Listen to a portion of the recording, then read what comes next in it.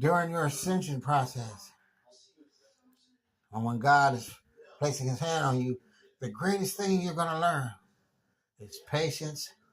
And God always speaks to you during the quietest time of the day. That's one of your distinctions in noting when God is talking to you.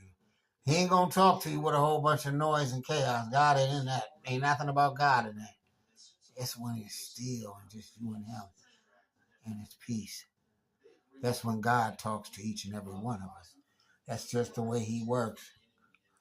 You got to remember Elijah was scared of Jezebel. Scared. So he ran to the Mount of God. He got halfway and he was tired, hadn't ate.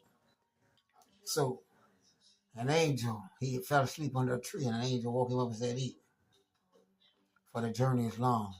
So he ate, drank, fell asleep. He woke up again, ate again, and drank and slept. Then he ran and he came to the Mount of God. Now listen, this is to show you how God comes. So he goes up into the cave. There was a whole bunch of shaking and rumbling. God wasn't in it. There was a rushing wind and the torrent was heavy. He probably thought a tornado was coming, but God wasn't in that either. There was thunder and lightning, and God wasn't in it. Then came a gentle wind, and God was in that. And he spoke to Elijah. He knew Elijah had taken all he could take when he told him, I'm afraid of Jezebel, because God had already done so much for Elijah and brought him through so much that he knew Elijah had just done all he could do. So he told him, he said, I tell you what,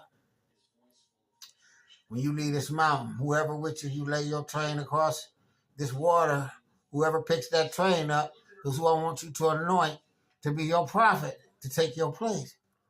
And he did just that, and it was Elisha. So he gets down there and he puts his train across the water, and Elisha picks it up. And Elijah said, ask me what you will, and I'll try to grant it. He said, I want a double portion of your spirit. So Elijah told him, he said, that's something hard for me to give, but I'll try. Just then a chariot of fire came from heaven and separated them. And the chariot turned around and he grabbed up Elijah and took him straight to heaven in a whirlwind. And Elisha was crying and he prostrated himself. And right there, because of the power of Elijah and the faith that Elisha had, God granted him a double portion of his spirit. Have a good day, and I love you all.